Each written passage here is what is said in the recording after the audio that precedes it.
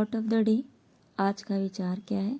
आज का विचार है, अंधेरे में जब हम दिया हाथ में लेकर चलते हैं तो हमें भ्रम रहता है कि हम दिए को लेकर चलते हैं, जबकि सच्चाई एकदम उल्टी है। दिया हमें लेकर चलता है। तो कभी भ्रम में ना रहिए और कभी अभिमान ना कीजिए। गुड मॉर्निंग आज फ्रेंड्स, स्वागत है आपका फोकस ऑन एजुकेशन में। मैं एजुकेटेड आप सबके लिए इंपॉर्टेंट फैक्ट्स लेकर आई हूँ जो कि आपके कंपटीटिव एग्जाम में हेल्प करेगा। कि आप कुछ एक आज चलिए नज़र डालते हैं। दिन की शुरुआत इसी प्यारे से थॉट के साथ करते हैं।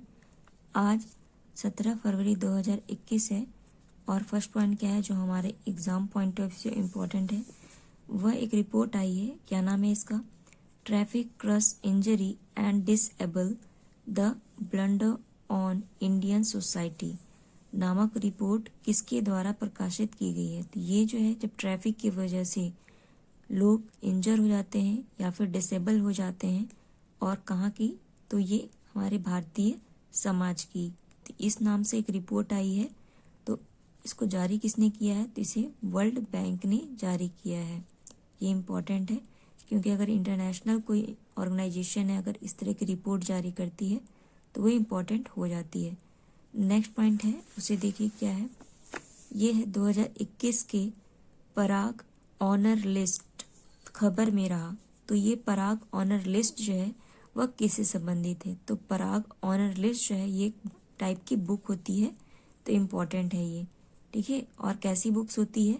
तो इसमें बुक्स को ऑनर मतलब समझ रहे हैं, सम्मान दिया जाता है। तो इसमें कैसी बुक्स को सम्मान दिया जा रहा है? जो कि चाइल्ड से जुड़ी हो या फिर और भी एजुकेशन से रिलेटेड हो, या फिर जो भी आपकी जो नॉवेल्स होती हैं या फिक्शंस होती हैं उनको इसमें शामिल किया जाता है। और इस बार इसमें कितनी बुक शामिल किए गए हैं? तो 35 बुक शामिल किए गए हैं। तो याद रखिएगा, इम्पोर्टेंट है। नेक्स्ट पॉइंट क्या है? किसने महात्मा गांधी राष्ट्रीय फेलोशिप कार्यक्रम को देशव्यापी रूप दिया है, यानी इसको पूरे ऑल ओवर इंडिया में इसको लागू किया गया है? तो ये कौन है? Ministry of skill development and entrepreneurship. तो इम्पोर्टेंट है ये। अगर इस तरह की कुछ भी महात्मा गांधी किसे क्वेश्चंस बनते हैं तो ये पूछे जाते हैं। तो ये कैसी फेलोशिप है? ये राष्ट्रीय फेलोशिप है, यानी नेशनल फेलोशिप प्रोग्राम है।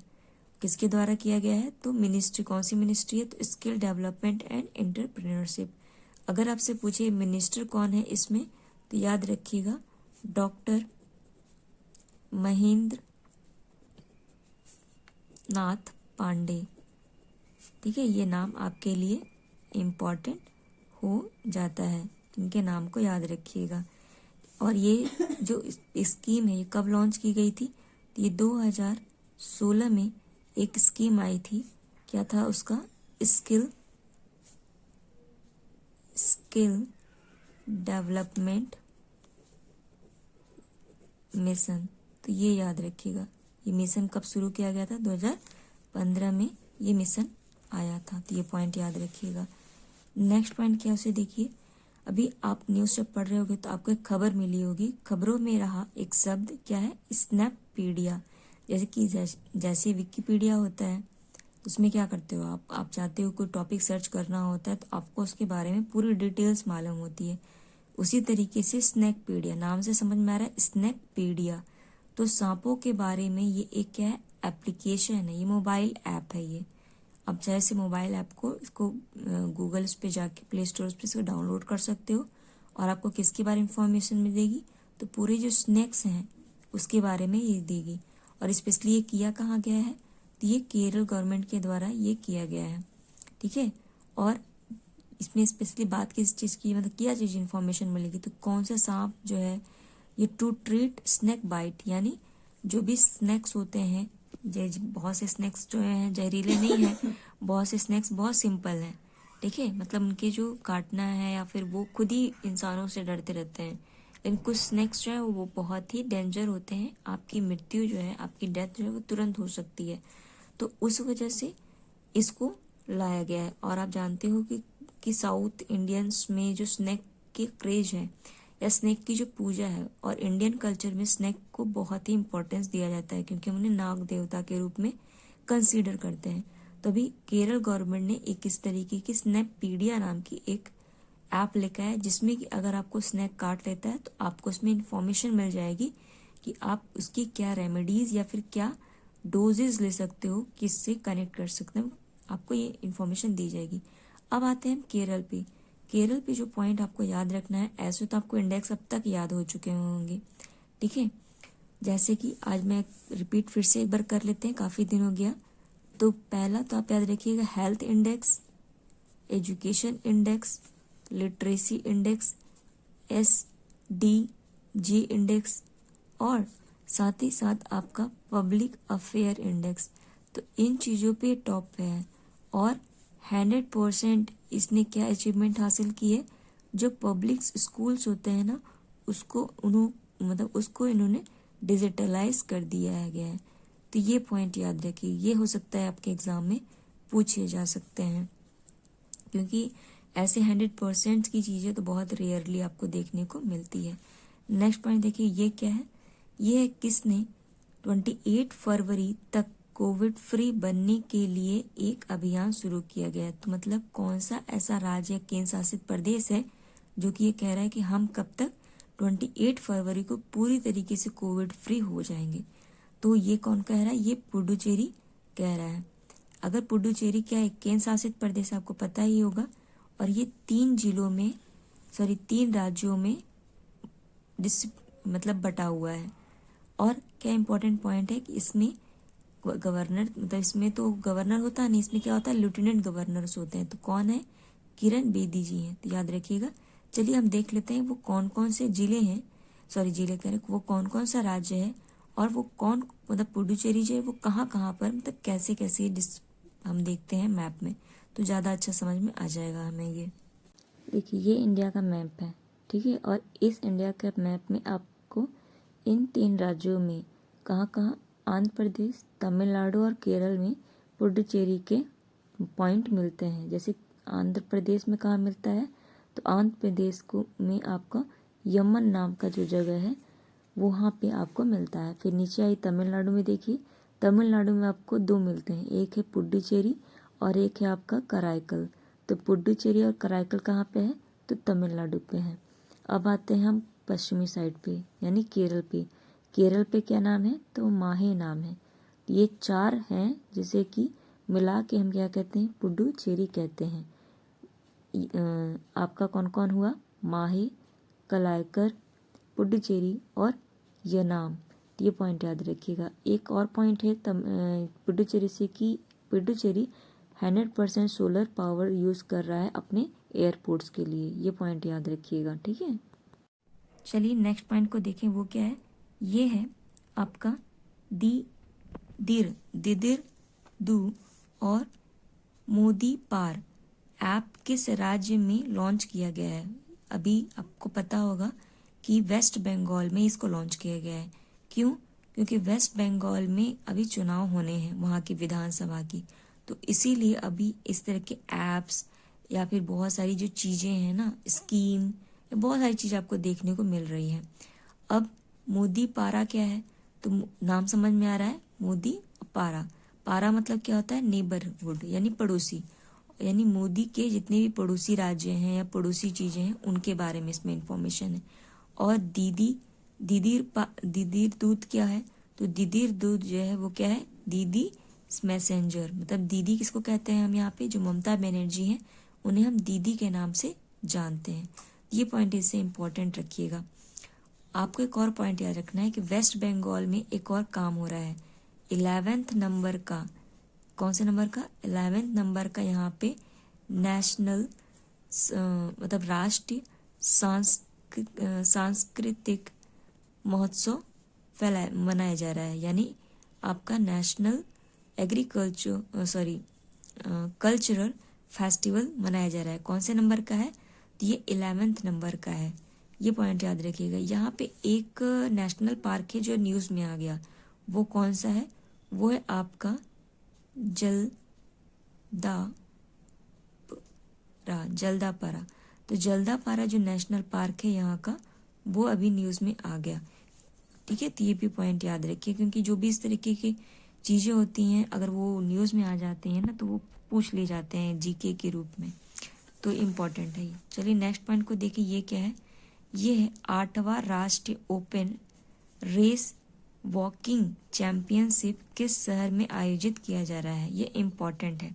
इसमें 2-3 तरीके से क्वेश्चंस बनाए जा सकते हैं। एक क्वेश्चन बनाया जा सकता है कि अंतर्राष्ट्रीय ओपन रेसिंग वॉकिंग चैंपियनशिप कहाँ पे सेलिब्रेट हो रहा है, या कौन सा राज्य है जो उसे होस्ट कर रहा है? तो होस्ट कर रहा है झारखंड, रांची। झारखंड की कैपिटल क्या है? रांची। तो वहीं पर ये सेलिब्रेट हो रही है, ठीक है। अच्छा हाँ, एक पॉइंट बताना था, मुझे याद आ गया कि कल या परसों की वीडियो में शायद मैंने आपको ये बता दिया था कि जो जनजातीय म्यूजियम में है वो कहाँ पर है? वो रांची में है, ठीक है। याद रखिएगा, शायद मैंने उसे झारखंड कह दिया था, तो उसे करेक्ट कर लीजिएगा। वो कहाँ पर है आपका? सॉरी, मैंने छत्तीसगढ़ कह दिया था, ठीक है। छत्तीसगढ़ में नहीं है, वो कहाँ पे? झारखंड में है। तो याद रखिए, जनजातीय म्यूजियम जो लगाया जा रहा है वो रांची में ही लगाया जा रहा है, बनाया जा रहा है उसका। और रांची का कैपिटल मतलब रांची जो है वो किसकी कैपिटल है? तो झारखंड की कैपिटल है, ठीक है। और दूसरा क्वेश्चन, अब एक क्वेश्चन पे आते हैं हम। तो दूसरा जो पॉइंट बनेगा इससे, एक तो ये है कि ओपन रेस वॉकिंग चैंपियनशिप है। दूसरा पॉइंट बन सकता है कि कौन से नंबर का संस्करण है, या कौन सा, क्या पहला, दूसरा, तीसरा, ऐसा कुछ है? नहीं, ये 2000 मतलब ये 8वें नंबर का संस्करण है, यानी इससे पहले 7 और हो चुके हैं। अगर अब इसमें कोई विजेता होगा तो हम देखेंगे, क्योंकि अभी ये तो इसकी शुरुआत ही है, तो इम्पोर्टेंट है, ठीक है। चलिए नेक्स्ट पॉइंट को देखिए, वो क्या है? ये है आपका, एक वर्ड आपको सुनने को मिला, क्या था? टीटागढ़ वेंगस। क्या है? टीटागढ़ वेंगस। ये क्या है? ये भारतीय जो सशस्त्र बल हैं को किस शाखा के साथ एक अनुबंध पर हस्ताक्षर किया, मतलब इन्होंने किसके साथ हाथ मिलाया है? तो इन्होंने भारतीय नौसेना के साथ हाथ मिलाया है, तो इम्पोर्टेंट है। ये बहुत ज़्यादा इम्पोर्टेंट नहीं, बट हाँ आपको पता होना चाहिए कि हमारे इंडिया में क्या चल रहा है इस फील्ड में भी। चलिए नेक्स्ट पॉइंट देखिए, ये क्या है?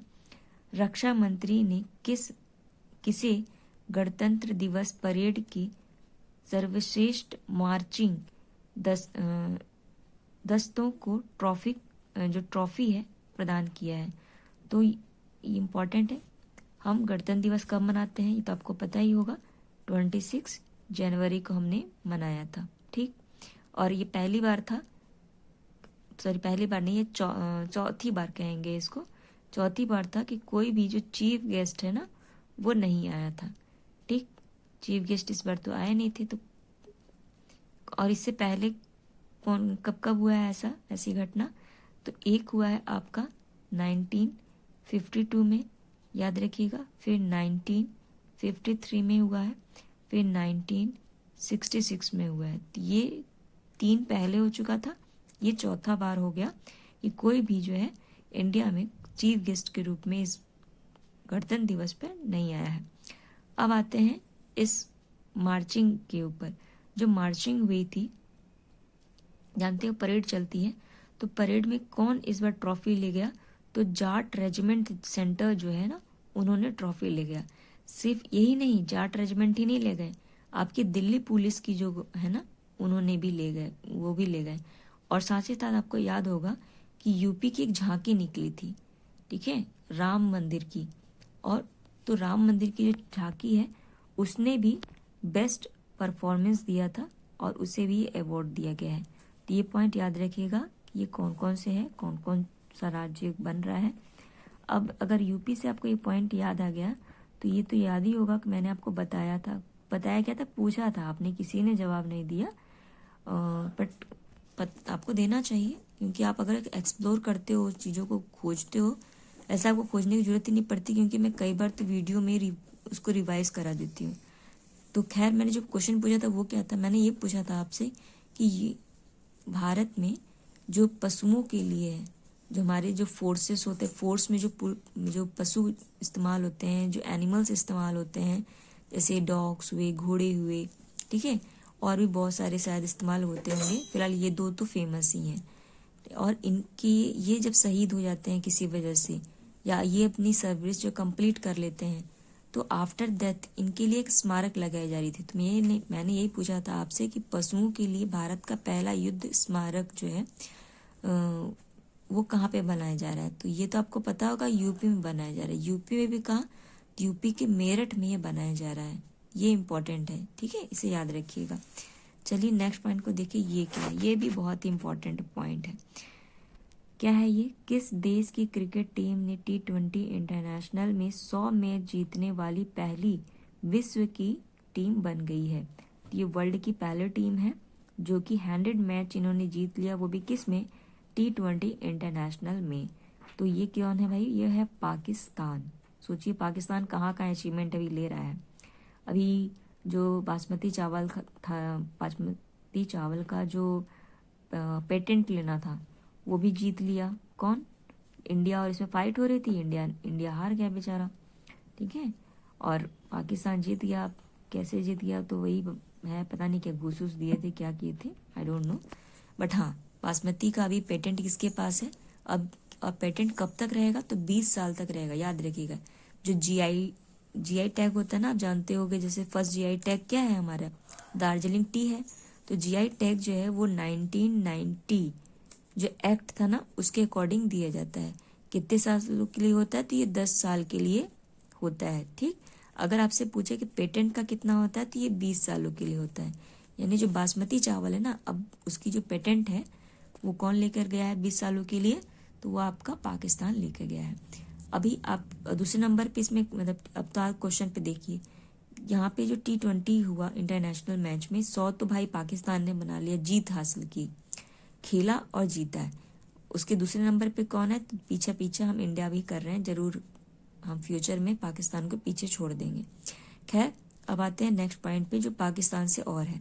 आपने एक एक्सरसाइज सुना होगा न्यूज़ में अभी काफ़ी, अमन एक्सरसाइज, ठीक है, अमन 21। ये किसकी है, ये पाकिस्तान के द्वारा ही किया जा रहा है। इसमें कौन कौन पार्टिसिपेट कर रहा है, तो जितने भी नाटो मेंबर हैं ना वो पार्टिसिपेट कर रहे हैं, अमेरिका पार्टिसिपेट कर रहा है, इवन 10 साल बाद रसिया पार्टिसिपेट कर रहा है, इसको आप रूस के नाम से जानते हो, ठीक है। तो ये भी पार्टिसिपेट कर रहा। और अभी रिसेंटली एक और यहाँ पे एक्सरसाइज शुरू की गई है, उसका नाम क्या है, जिदर उल हदीद, याद रखिएगा, जिदर उल हदीद नामक एक्सरसाइज जो है, ये तो अमन जो है वो नेवल एक्सरसाइज है, पर ये नेवल नहीं है, ये थल सेना की है, ठीक है, याद रखिएगा। और ये पता है कब तक चलेगी, ये पूरे 1 महीने तक चलने वाली है। और कहाँ पे हो रही है, ये भी शॉकिंग न्यूज़ आपको मिलेगा। ये जो एक्सरसाइज है ये आपको मिली है जो थार मरुस्थल है ना हमारा, राजस्थान वाला एरिया जो बॉर्डर लगता है, वही इस बॉर्डर पे ही एक्सरसाइज की जा रही है, ठीक है, तो ये भी याद रखिएगा। नेक्स्ट पॉइंट आते हैं, वो क्या है, ये है लैंसेट ने 2021 फरवरी के संस्करण में किस सामाजिक कार्यकर्ता को सम्मानित किया है। तो कौन सी ऐसी सोशल वर्कर हैं जिनको कि सम्मानित किया, किसने, लैंसेट ने। ये कौन है, रानी पंग जो है, इनको सम्मानित किया गया है, तो याद रखिएगा, इंपॉर्टेंट है। चलिए आते हैं नेक्स्ट पॉइंट पे, ये क्या है, कौन सा राज्य प्रधानमंत्री कौशल विकास योजना के दूसरे चरण के अंतर्गत रोजगार प्रदान करने में शीर्ष स्थान पर रहा है। तो इम्पॉर्टेंट है, अभी जो विकास कौशल योजना थी, अभी हमने जो डिस्कस किया आपको, उसमें दूसरा चरण इसका फेज था, ठीक है, दूसरे चरण फेज था, सेकंड फेज।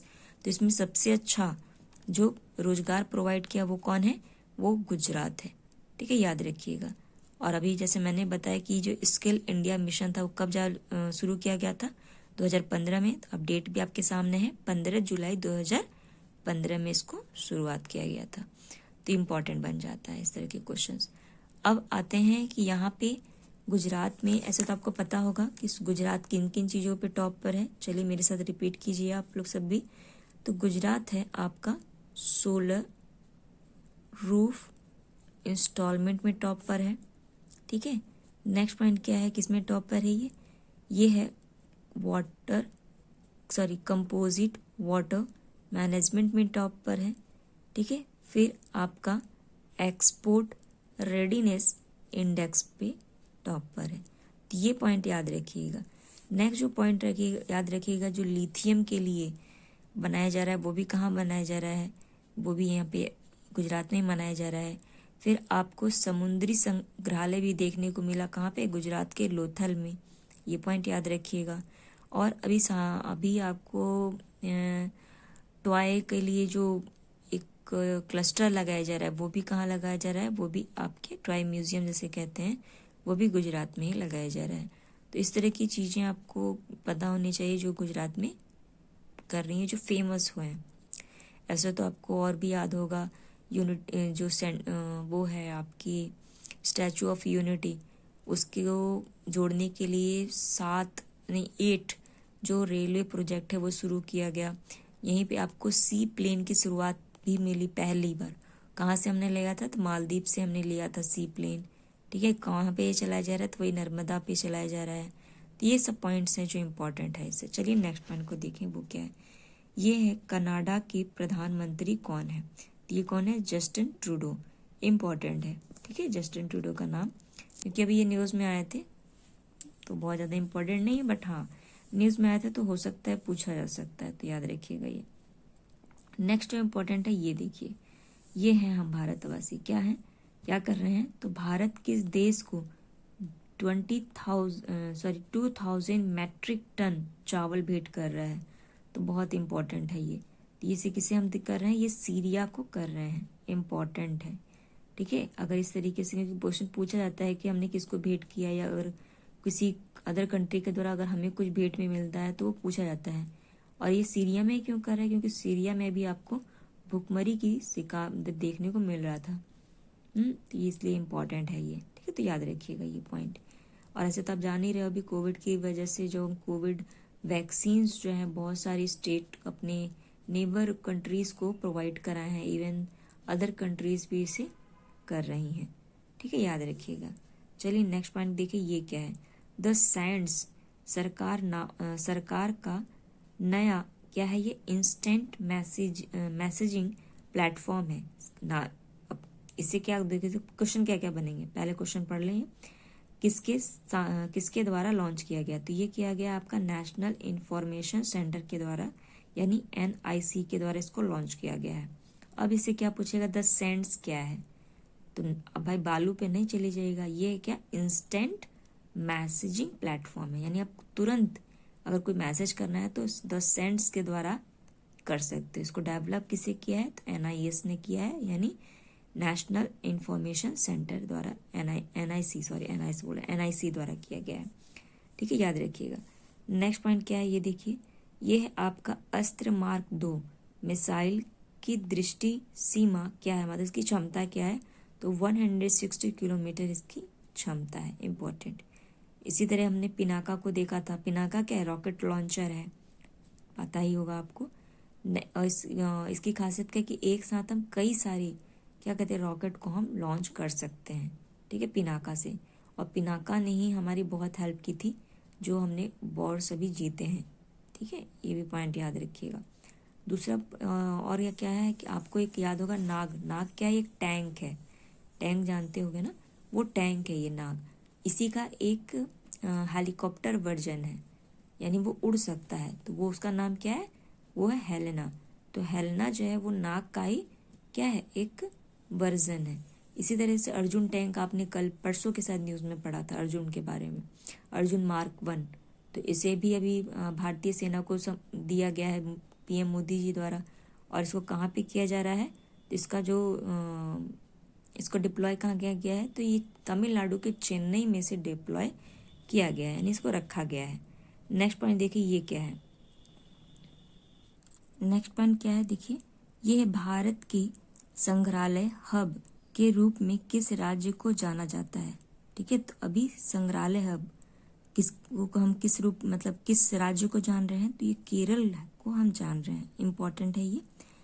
अब आपको याद होगा कि एक रेलवे म्यूजियम भी बनाया जा रहा है। संग्रहालय मतलब क्या होता है, म्यूजियम ही होता है ना। तो रेलवे का जो म्यूजियम है वो कहाँ किया जा रहा है, तो ये 2 जगह किया जा रहा है। राज्य तो एक ही है, क्या है, कर्नाटक में। एक कहाँ पे है, तो एक आपका मैसूर में है, याद रखिएगा, एक मैसूर में है, और एक कहाँ पर है, हुबली में है। अभी मैंने समुद्र वाला तो बता ही दिया, लोथल गुजरात में है। राजस्थान वाला भी मैंने बता दिया, सॉरी राजस्थान जनजातीय वाला बता दिया, रांची के कहाँ पे, झारखंड में है। ठीक है, याद रखिएगा ये पॉइंट। और आपका एक और संग्रहालय है जो इसको कि डकैत संग्रहालय भी किया जा रहा है। न्यूज़ पढ़ाया था ना मैंने, डकैत संग्रहालय। तो डकैत, अब सोचिए डकैतों के लिए क्यों किया जा रहा है भाई संग्रहालय।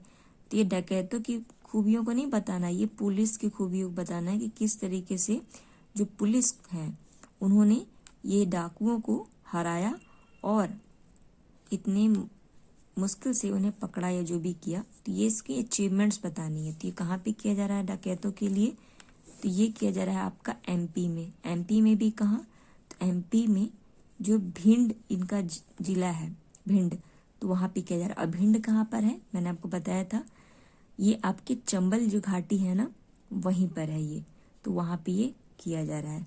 अगर इसी तरीके से एमपी में भी आपको याद होगा कि यहाँ पे एक जिला एक शिल्प अभियान शुरू किया गया है। फिर आपका यहीं पे जीवन शक्ति योजना शुरू की गई, जिसमें कि जो फीमेल्स हैं मास्क बनाएंगी मात्र 11 रुपए में रोजगार के लिए। तो ये पॉइंट याद रखिएगा। ऐसे तभी मैंने केरल का जो भी पॉइंट्स था जो मुझे लगा कि आपके लिए इम्पोर्टेंट है तो मैंने बता दिया। चलिए कुछ और पॉइंट्स है उसको भी देख लेते। चलिए नेक्स्ट पॉइंट को देखिए, ये क्या है, ये है महाराजा सुहेल देव के स्मारक का आधारशिला रखा गया। तो महाराजा सुहेल देव का स्मारक जो है वो कौन रखा है इसका आधारशिला, तो प्रधानमंत्री नरेंद्र मोदी जी द्वारा महाराजा सुहेल देव स्मारक की आधारशिला रखी गई। कब, हमने कल ही रखी है, तो इसलिए न्यूज़ में था। आपको इसके बारे में बहुत कुछ नहीं जान रहा है, बस इतना जानिएगा कि ऐसी आधारशिला रखी गई है। इसी तरीके से मोदी जी ने जो चित्तौड़ झील है उसकी भी आधारशिला रखी, तो वो कहाँ पर है, वो आपका चित्तौरा जो झील है वो कहाँ पर है, वो यूपी के बहराइच में है। तो ये पॉइंट याद रखिएगा। नेक्स्ट पॉइंट क्या है, देखिए कुछ टाइगर रिजर्व्स हैं जो काफ़ी पूछे जाते हैं, तो उसे याद रखिए। जैसे डंपा टाइगर रिजर्व कहाँ पे है, मिजोरम में है। फिर भंद्रा टाइगर रिजर्व कहाँ पे है, भद्रा, तो ये कहाँ पर है, कर्नाटक में है। फिर पेंच, ये तो याद रहेगा, पेंच कहाँ पर है, पेंच टाइगर रिजर्व, तो ये महाराष्ट्र में है। फिर पक्के टाइगर रिजर्व कहाँ है, अरुणाचल प्रदेश में है। नौमारी टाइगर रिजर्व कहाँ है, आसाम में है। फिर आपका सतपुड़ा टाइगर रिजर्व कहाँ पर है, तो ये मध्य प्रदेश में है। तो ये क्यों मैंने लिस्ट आउट इसलिए किया आपके लिए क्योंकि ये अभी रिसेंटली न्यूज़ में रहे, कहीं ना कहीं आपको सुनने को मिला होगा, तो इम्पॉर्टेंट बन जाते हैं क्योंकि इस तरह के क्वेश्चंस आते हैं जो भी न्यूज़ में टाइगर रिजर्व्स होते थे, इनको याद रखिएगा। नेक्स्ट और कुछ इंपॉर्टेंट पॉइंट था, जैसे कि वाल्मीकि टाइगर रिजर्व, ये कहाँ पे है, तो वाल्मीकि से तो आपको पता होगा कि ये बिहार में ही होगा। बिहार में ही आपका डॉल्फिन अभी सेंटर लगाया गया है, ये याद रहेगा। तो पेंच टाइगर रिजर्व तो रिपीट हो गया। फिर आपका ताडोबा अंधारी टाइगर रिजर्व कहाँ पे है, आपका महाराष्ट्र में है। फिर बांधवगढ़ टाइगर रिजर्व कहाँ है, मध्य प्रदेश में है। नेक्स्ट जो है ये आपकी इसरो यानी भारतीय अंतर्राष्ट्रीय अनुसंधान संस्था, इसकी स्थापना कब हुई थी, तो 15 अगस्त 1969 में हुई थी। हेडक्वार्टर आपको पता होगा कर्नाटक के बेंगलुरु में है। दूसरा पॉइंट क्या है, नाफेड। नाफेड क्या होता है, भारतीय राष्ट्रीय कृषि सहायक विपणन संघ है। इसकी स्थापना कब हुई थी, तो 2 अक्टूबर 1958 में हुई थी और इसका मुख्यालय कहाँ पर है, तो नई दिल्ली में है। उसके बाद DRDO, ये क्या है, तो रक्षा अनुसंधान एवं विकास संस्था है और इसकी इस्टेब्लिशमेंट कब हुई थी, तो 1958 में इसकी भी इस्टेब्लिशमेंट की गई थी और इसका भी हेडक्वार्टर कहाँ है, तो नई दिल्ली में है। तो ये कुछ इंपॉर्टेंट पॉइंट थे जो आपके एग्ज़ाम के पॉइंट ऑफ व्यू से इम्पॉर्टेंट बन जाते हैं, तो इसे याद रखिएगा। आई होप ये वीडियो पसंद आया होगा, इसे लाइक कीजिए, कमेंट कीजिए, शेयर कीजिए। Thank you aspirant.